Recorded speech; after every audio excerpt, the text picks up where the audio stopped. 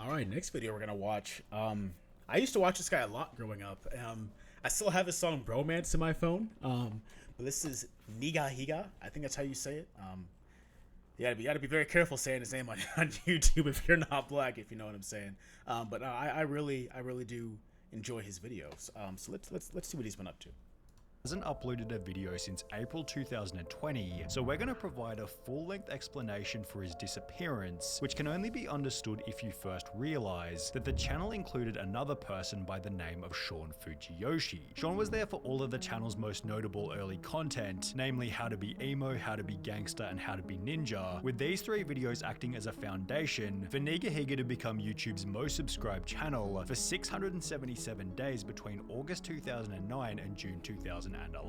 Although this would also be the point at which Ryan showed early signs that the channel might not last forever, coming specifically during his celebration of 5 million subscribers. Ryan stated that producing each skit was significantly more difficult than his audience might realize, which was followed by him comedically showing his production company, which featured him as the writer, filmer, magician, and editor, perhaps implying that he was overwhelmed by the workload. To fix this problem, Ryan created the Ryan Higa Production Company, or the RHPC for short, which on top of Sean introduced another 5 people to help out with the channel. However, while this reduced the workload per person, it increased the scale and complexity of the business, which wasn't the only thing making Ryan's life difficult. At a later date, Ryan explained that he'd hit a point where he was too famous to live a normal life. I would love his problems. I also get, like, if you are getting overwhelmed with the workload, like, maybe just cut back on the videos you upload and try to quantity over quality is what I'm trying to say. That amount of people watching, there's always bound to be some sick people. Like once in my home in Hawaii, people came and spray painted tihi on my parents' house while we were in it. That's the scary part. People tried to come up to my other house and they tried to come to my windows and take pictures of us through the windows. That's stuff crazy. like that. It makes you think a lot. You do have to live with it. Which will be the first Damn. Yeah, I could see why he doesn't like that. Like, that's being famous, and then there's being just like that's insane, you know. So I'm hopefully he was able to find some privacy in his personal life. example of many to come, where Ryan would express the downside of being a famous YouTuber. Despite this, he and his team continue to pump out skits for the channel, although Ryan made it obvious that he already thought his best days were in the past. For example, in May 2017, he'd upload a video titled Life of a YouTuber, in which Ryan outlined the different stages that every creator goes through, with stage 5 implying that he was no longer enjoying making the videos. Ryan would go on to explain that the final stage in a YouTuber's career was to write a book, and the point of the video in the first place was to announce that he'd written a book. Writing a book is a very important stage in a YouTuber's career. It means that I am in one of the final stages of my YouTube career. However, while these hints seemed to imply that Ryan was about to retire from YouTube, the uploads didn't slow down and continued full steam ahead for well over a year.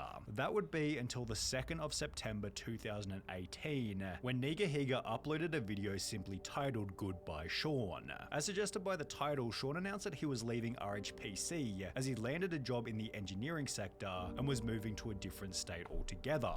Good for Sean. I assume he already was making pretty good money working for Nigahiga, so good for him.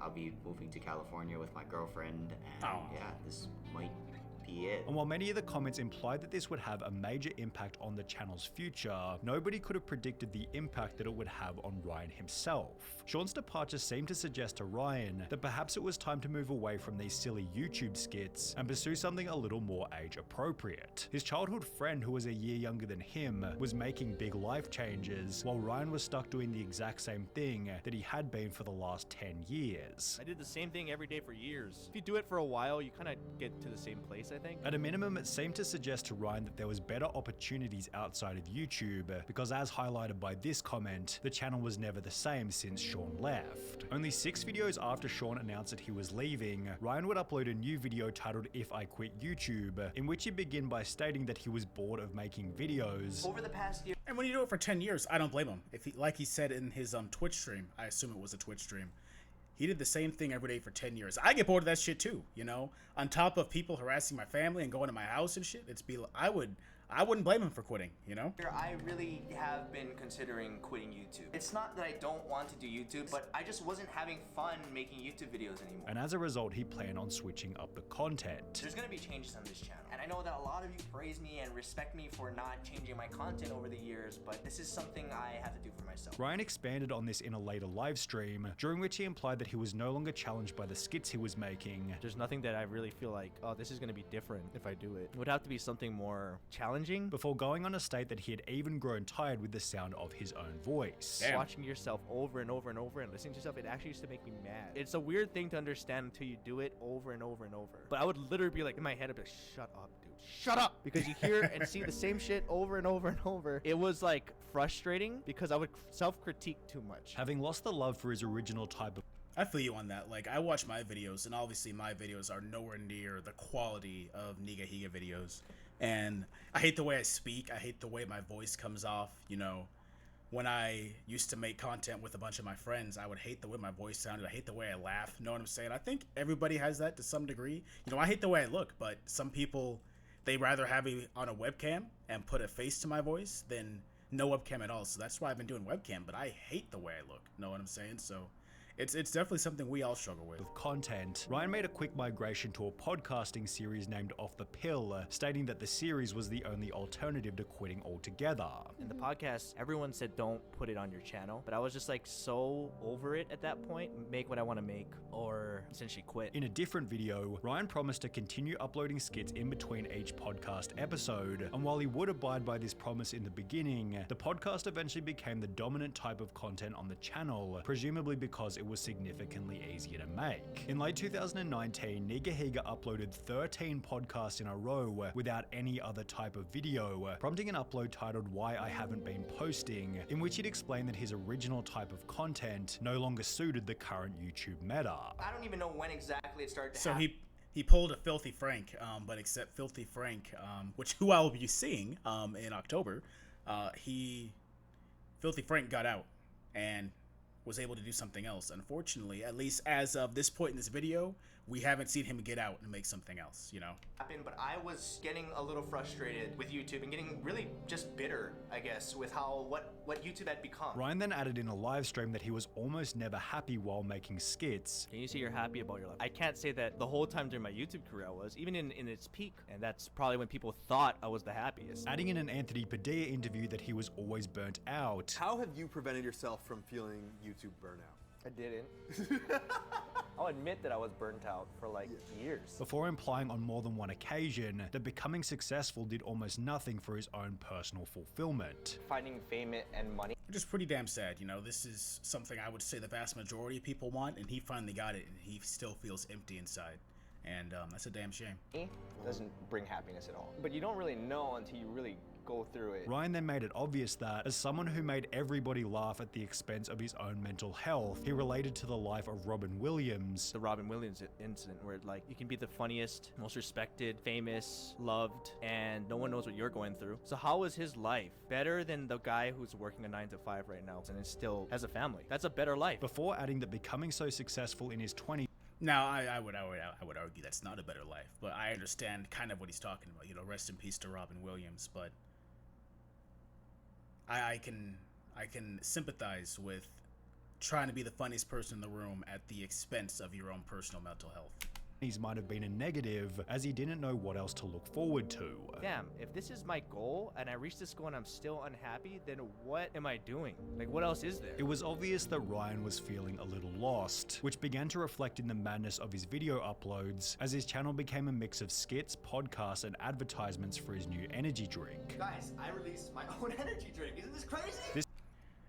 It doesn't matter who you are, how much I like you, or how nutritional that stuff is. I would never drink an energy drink. Like, those things, even if they claim to be nutritional, those things are so unhealthy for your body, man. It's ridiculous. So I would not recommend buying any sort of energy drink. And if somebody, you know, if I ever get famous enough and some energy drink company's like, hey, come sponsor our drink, automatic no. Like, energy drinks are not the move, ever. This persisted until the 41st episode of Off the Pill, at which point Ryan disappeared altogether, before returning 3 months later by uploading a video titled My Midlife Crisis. So this is definitely the longest break I've ever taken from not posting videos on this channel in my entire YouTube career. Ryan began the video by explaining that he was going through a breakup. I don't usually talk about relationship stuff here on YouTube. I am no longer dating anyone. I'm not dating Mrs. Che anymore. Before stating that he wanted to step back and figure out exactly what to do with his life. The real reason why I had to take this break was because I needed to reflect on my own life. I'm freaking old, man. I just realized that I'm going to be 30. Instead, Ryan uploaded one final video on the 25th of April 2020. That's funny, but that's also incredibly sad. That video title. It's a damn shame what a lot of Asian people went through when COVID started, and with just the ignorance that just influenced the world at that time. And those were shitty times for real. Before going silent. Over on Twitch, Ryan explained that the pandemic made it almost impossible to film anything for YouTube. I can't film with the team. I was already burnt out of YouTube. We didn't know how long it was gonna last, the freaking lockdowns and stuff. And as a result, he'd become a full-time streamer, which he enjoyed significantly more. But Good by for that him. time I already... Almost 1 million followers. Like, that's insane. I'm actually probably gonna follow him on Twitch after this video. But that's good for him. started liking streaming. I haven't felt that from anything YouTube related in a long time.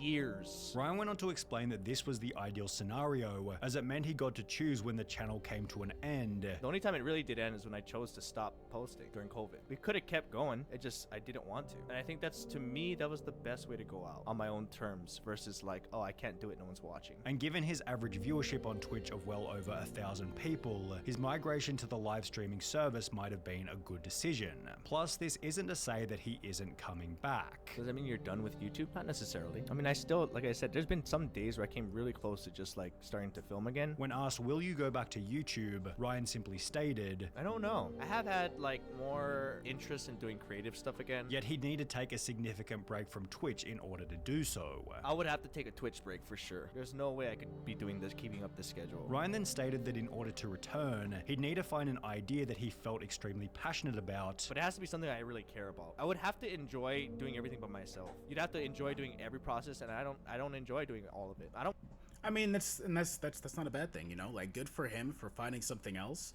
But at the same time, like I said earlier, he's been doing this for 10 years. Or he was doing the same thing every day for 10 years. Like, shit just gets old, you know? And once you reach the peak, maybe he's just satisfied with where his life is at right now. So, enjoy your YouTube retirement, King. I don't want to go and pull footage. You know, I've been through all that already. And even then, he expressed concern about how any new video might perform given the channel's inactivity. It would be lower because I've been so inactive. So based on the algorithm, the first video I upload would get more views. The second one would probably get less. Although just a few days ago, Sean Fujiyoshi uploaded an image to his Twitter showing that the entire RHPC gang were having a reunion, so there could be some new content just around the corner.